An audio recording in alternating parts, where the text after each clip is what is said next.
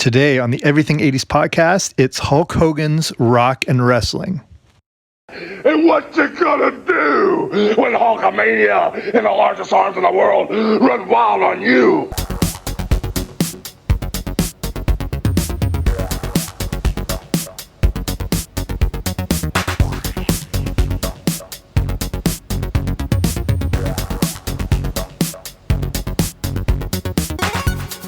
Hey guys, what's happening? Welcome back to the Everything 80s podcast. I'm Jamie. Thanks for coming on out today. And we're looking at not just the cartoon of Hulk Hogan's Rock and Wrestling, but the rise of the WWF in the 80s and specifically Hulk Hogan and Hulkamania and how this all ties together. In case if this is all new to you, Hulk Hogan's Rock and Wrestling was a Saturday morning cartoon produced by Dick Animation that featured popular WWF characters such as Hulk Hogan, Roddy Piper. It aired on CBS and ran from September 1985 to October 1986 with 2 seasons and 26 episodes. So we'll look into all this. Before we start, though, if you haven't already, subscribe wherever you find your podcasts. I should be there. Okay, let's get into this. So even though this is a short-lived cartoon, it's still remembered fondly during this glorious era of Saturday morning cartoons. Hulk Hogan's Rock and Wrestling was a way to capitalize on the growing popularity of the then WWF, and even more so with Hulk Hogan and Hulkamania. There may have been some big eras in professional wrestling, including the WWE Attitude Era and the Monday Night Wars between WWE and WCW. Some say, though, nothing can touch the popularity of pro wrestling in the mid-'80s, and what was once a small regional territory niche interest became mainstream and one of the hottest things going.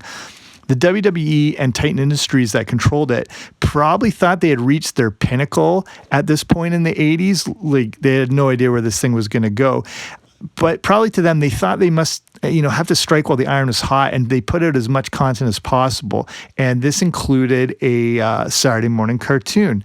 So what brought the WWF into the mainstream? So this topic, pro wrestling in general is a whole podcast of itself, and there's hundreds out there. So here's the basics or the quick rundown of what brought the WWF from small regional territory and into a household name.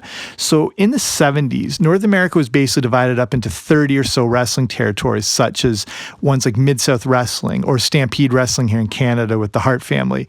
And then there was the Worldwide Wrestling Federation, or WWWF, out of the New York area run by Vince McMahon Sr. His son, Vincent Kennedy McMahon, eventually took over his father's promotion and changed the name to the World Wrestling Federation. In those days, wrestlers acted like independent freelancers, and they would go from territory to territory, taking on the local heroes. And this allowed for them to not wear out their welcome and gain more national exposure. One notable of this time, who was one of the main proponents of all this, was Andre the Giant.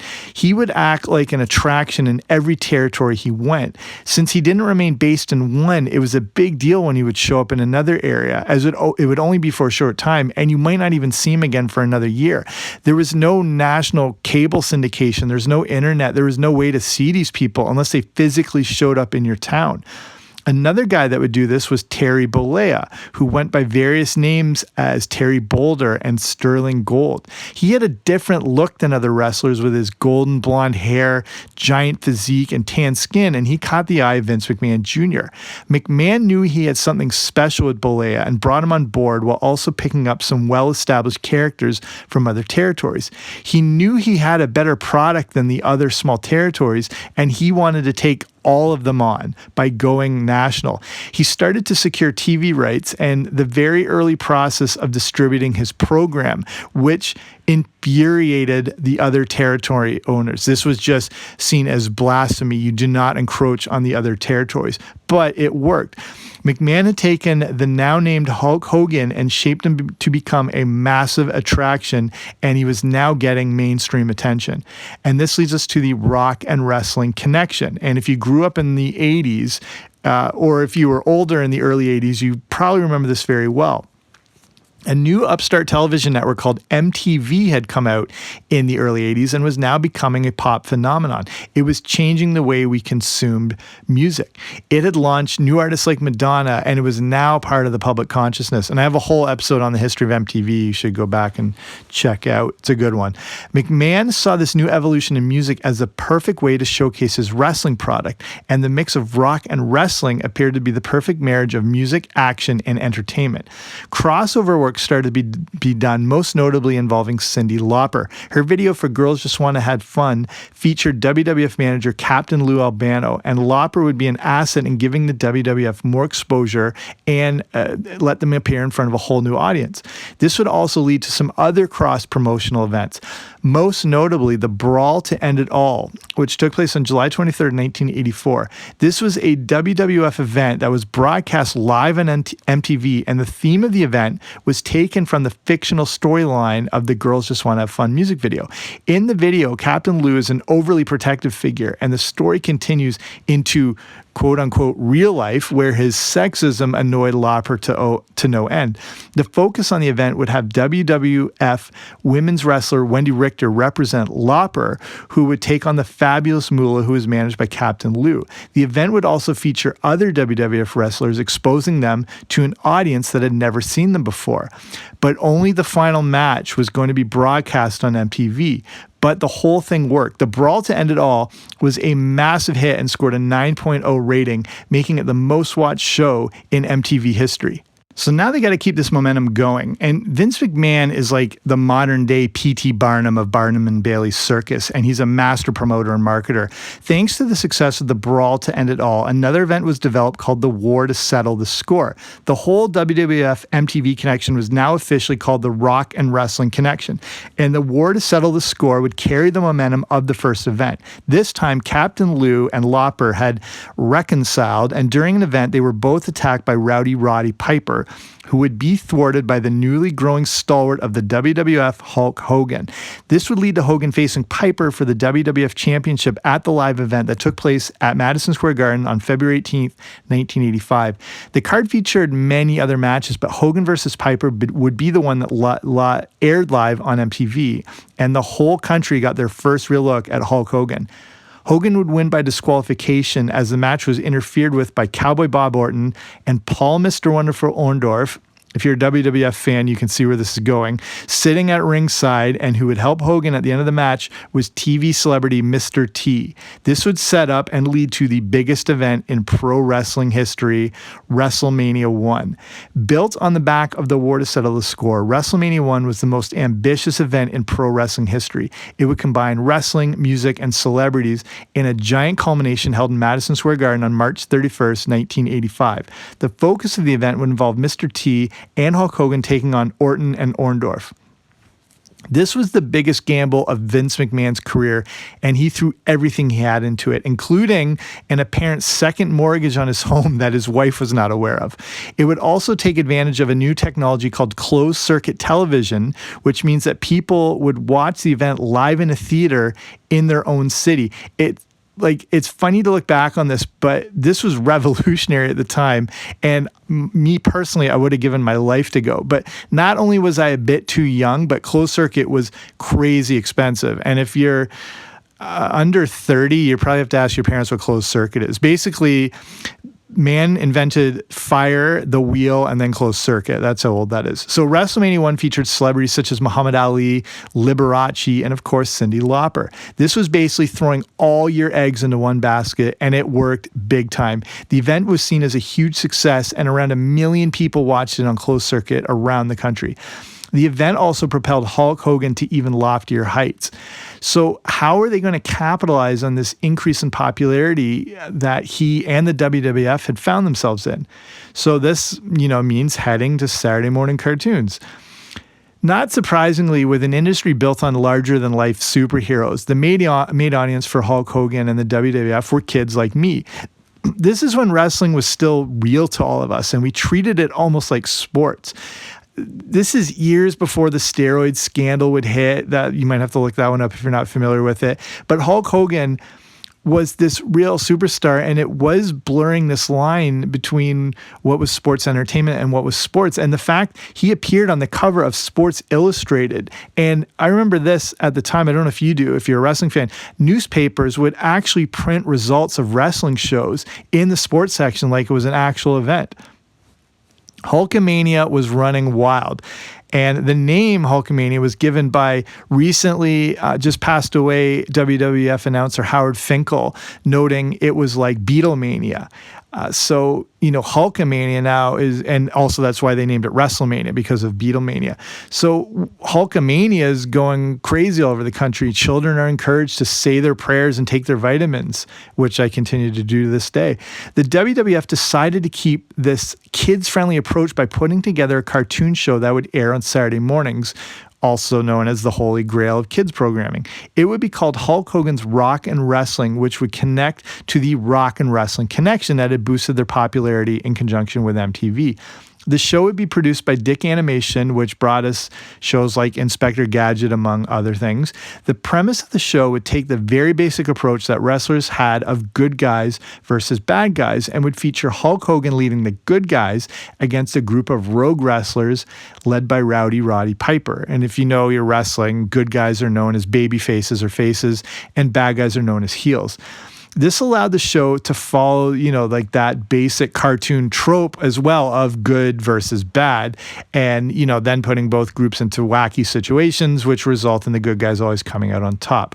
So here's a basic breakdown of this whole cartoon show. Besides cartoons, the show would feature live action segments, and they also kept trying to plug things like, I hope you remember this, the WWF album, which is a very real thing. And they would showcase clips of songs called the song Land of a Thousand Dances, which I kind of loved at the time. Also the iconic Pile Driver. Just go on YouTube and look up Pile Driver or the WWF album. It's hilarious. It was their whole attempt, though, to get on board with music videos, which were driving the success of MTV. Since WWF wrestlers spent around 300 days of the year on the road, they weren't available to provide the voices for the characters, and professional voice actors were brought in. But here was the one major problem facing Hulk Hogan's Rock and Wrestling. And again, this is going to here's another quick Wrestling 101 with that idea of faces and heels. So again, good guys are known as baby faces, bad guys are heels. From time to time, a good guy could turn heel while a bad guy could turn face, and this is how they would keep storylines going.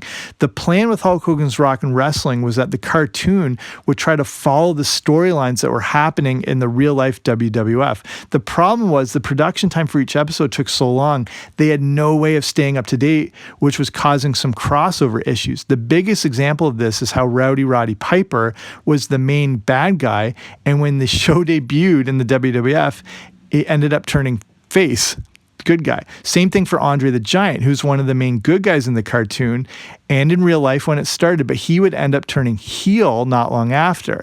But, again, whatever, we were pretty dumb kids, so we didn't really notice. Okay, so here's the release of Hulk Hogan's Rock and Wrestling. The show debuted on September 14th, 1985, just about 6 months after WrestleMania, which is a pretty quick turnaround at the time, but again was still right in the mix of all things Hulkamania. It would run until October 18th, 1986, and would be made up of 2 seasons and 26 episodes. Some notable voice actors that were featured in the show included comedian Brad Garrett from Everyone Loves Raymond, who voiced Hulk Hogan, and did a good job at it too, I would say. Ron Gans, the voice of Eeyore on Winnie the Pooh, voiced Nikolai Volkov, and James Avery, who is, of course, Uncle Phil from The Fresh Prince of Bel-Air, and Shredder from Teenage Mutant Ninja Turtles, voiced the Junkyard Dog. Here's a breakdown of the characters on the show. So the good guys featured Hulk Hogan, Junkyard Dog, Captain Lou, Jimmy Superfly Snuka, Andre the Giant, Wendy Richter, Hillbilly Jim, and Tito Santana. The bad guys featured Rowdy Roddy Piper, the Iron Sheik, Nikolai Volkov, Bobby the Brain Heenan, the Fabulous Moolah, Big John Studd, and Mr. Fuji. And again, if you know wrestling, more than half of these people have passed away. I think actually almost 2/3 of them. How did this show go over? So it was safe to say that this show was a fairly big hit, as the WWF was starting to hit its stride and Hulkamania was absolutely massive. It's also notable the success was hard to come by in the cartoon world, as we're entering now into the golden age of kids' cartoons in 1985-86. So to last for 2 seasons and 26 episodes was nothing to sneeze at, especially when you're going up against Transformers, G.I. Joe, My Little Pony, everything like that. The Mr. T cartoon show put out the year before seemed to be a good way to test the waters, and his cereal as well, too, was a huge hit. Some critics were not on board with Hulk Hogan's Rock and Wrestling, but wrestling in general was still looked at as sort of dismissively, kind of inferior and just like a lowbrow form of entertainment. An article from the Orlando Sentinel from April 24th, 1985, talks about the upcoming Saturday morning cartoon releases coming from CBS and basically craps all over Hulk Hogan's Rock and Wrestling.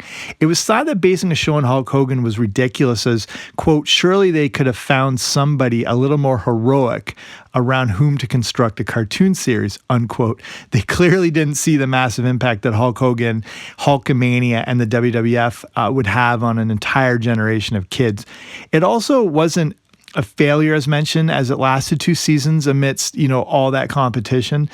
And coming out at the same time, on the same weekend, when Hulk Hogan's Rock and Wrestling debuted, I didn't realize this till I looked back and researched. So all at once coming out was Hulk Hogan's Rock and Wrestling, the Wuzzles, the Gummy Bears, the Berenstain Bears, the Punky Brewster cartoon, and the Ewoks and Droids Adventure Hour, against all the other competition out there. So again, is the golden age of cartoons. So here's some, again, I referred to the WWF trying to get into the music video and music business, basically. So again, if you're familiar with Hulk Hogan, you know that his song Real American is that, iconic theme song that was written for him by Rick Derringer. Before that, he would come to the ring to Eye of the Tiger, because wrestlers back then never came to the ring with theme songs or anything like that. He was one of the first to do it. And again, that angered a lot of people, again, like the purists and traditionalists. So for a short while, Eye of the Tiger was used for the theme for Hulk Hogan's Rock and Wrestling, but they then came up with what was called Hulk Hogan's theme and was written by Jim Steinman. He's produced music like Batter to Hell, Total Eclipse of the Heart, and for artists like Barry Manilow and Celine Dion, so who better to make music for Hulk Hogan? Hulk Hogan's theme definitely has a bit of that rocky vibe to it, but did its job pretty well. Steinman would later rework this theme into a song for Bonnie Tyler called Ravishing that was in no way related to Rick Rude, again, if you know your wrestling. So we'll start winding it down here. And looking back on this cartoon, I'm right in the wheelhouse for all this stuff, because I just adore wrestling and Hulk Hogan and the cartoon show and everything like that. But it wasn't amazingly good, but good. You know what I mean? Enough that you maybe wanted to actually watch the real live wrestling instead, but maybe that was the whole intent. Again, it didn't really matter, because a lot of the cartoons we grew up on are not that amazing when you look back on them. In this case, it didn't really matter how epic it was, because it was just about getting the content out there in the height of Hulkamania. And it was good enough at the time to get our attention. And for me personally, I wanted to watch anything to do with WWF and Hulk Hogan. So Hulk Hogan's Rock and Wrestling exists as a semi-successful short-lived cartoon that actually had the premise to be really good. Again, with things that are popular, it's just about getting something out there and hoping it sticks. The 80s was just this explosion of pop culture. You didn't know what was going to work. You sort of threw everything at the wall and hoped something did stick. And if it did, you were good, because you barely had time to breathe with all the competition going on out there. It exists somewhere in that, if you remember the cartoon show Pro Stars that featured Michael Jordan and Bo Jackson and Wayne Gretzky, sort of in that range of cartoons where production companies were, just throwing whatever they could during this onslaught of products and new intellectual properties and cartoons that had flooded the market. I feel like there was barely time, to do market research, as there was a short window to try to ride this wave of possible merchandising that was flooding the market. It was just sort of like the Wild West of creation and toy production and everything like that. Unlike shows like G.I. Joe or Transformers that were created only with the intention of selling toys, Hulk Hogan's Rock and Wrestling was a little different in that it seemed to exist just as an offshoot of the live WWF product. They, of course, had toys and merchandising, but the cartoon seemed to exist as its own entity and also, again, ultimately bring attention to the live product. This made it a little more unique, but regardless of its ultimate intent, it worked for me. Maybe it worked for you. Again, if you're listening to this episode and sort of reliving it, it probably strikes a bit of a chord with you, or, you might be hearing this all for the first time. But I'll finish it up here. I appreciate you taking the time to listen to this episode. I know there's a ton of podcasts out there, so the fact you're listening to this one means a lot. I'll be back very soon with a new episode, so don't you dare miss it. Bye.